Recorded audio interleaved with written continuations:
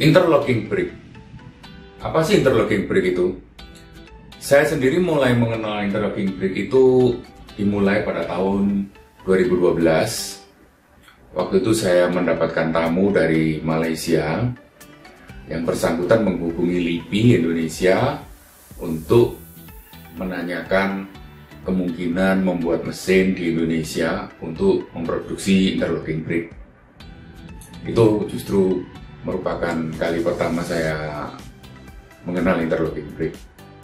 Pada waktu itu customer dari Malaysia ini minta mesin yang bisa mencetak setidak-tidaknya 8 atau 10 atau 12 piece per cycle, mengingat mesin-mesin yang beredar di Malaysia pada waktu itu masih 1, 2 atau mungkin ada yang 4 piece per cycle. Nah, saya mulai mencari-cari informasi mengenai interlocking brake. Setelah dia pulang, saya menjanjikan kepada dia untuk memberikan desain saya seminggu 2 minggu kemudian. Saya mencari-cari di internet, saya menemukan bahwa bahkan mungkin semuanya mesin interlocking brake yang saya temukan di YouTube, di internet, di Google itu sekali cetak 1, 2, atau 4, tetapi permasalahannya adalah mereka masih mengambil hasil keluarnya satu persatu dengan tangan manusia. Pada waktu itu tahun 2012 saya masih juga stuck, masih berpikiran yang sama bahwa mungkin itu satu-satunya jalan untuk mencetak interlocking brake, sehingga saya pada waktu itu mendesainkan si customer dari Malaysia ini dengan mesin sekali cetak 8 tetapi tetap mengambilnya satu persatu dengan menggunakan tangan manusia. Ini pada waktu itu hasil saya. Di internet Anda bisa melihat, di Google Anda bisa melihat, di YouTube, di mana-mana di internet Anda bisa mempelajari tentang interlocking brake. Ada banyak video, ada banyak penjelasan mengenai interlocking brake di sana. Semakin Anda mempelajari, saya yakin Anda akan semakin tertarik, semakin akan berpikir bahwa ini adalah sebuah alternatif yang baik, adalah sebuah potensi bisnis yang bisa membesar dengan memproduksi interlocking brake, karena cara pasangnya cepat, hemat biaya, dan juga Anda juga bisa melihat di YouTube pengetesan gempa terhadap rumah yang menggunakan interlocking brake. Ternyata juga bata ini adalah bata anti gempa.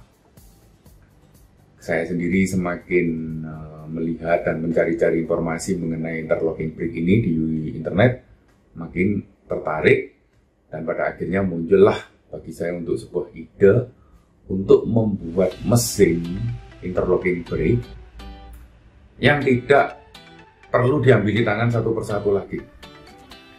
Jadi kita bisa mencetak dengan kapasitas yang besar dengan biaya yang murah, karena sesungguhnya interlocking brake ini di Indonesia juga sudah ada beberapa yang memulai produksi, tetapi mereka menjualnya terlalu mahal harga batanya karena mereka menggunakan mesin yang tidak efisien, tetap diambil tangan satu persatu, sehingga volumenya kecil, cost-nya menjadi tinggi, sehingga batanya dijual mahal, sehingga tidak mengena di hati masyarakat, tidak mengena di market.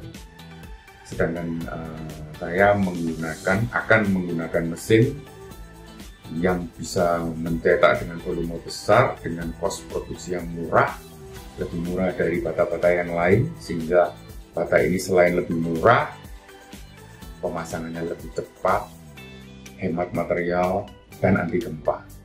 Tentunya ini merupakan potensi bisnis yang besar bagi yang mengerti, bagi yang mau menjadi pemula dalam industri ini.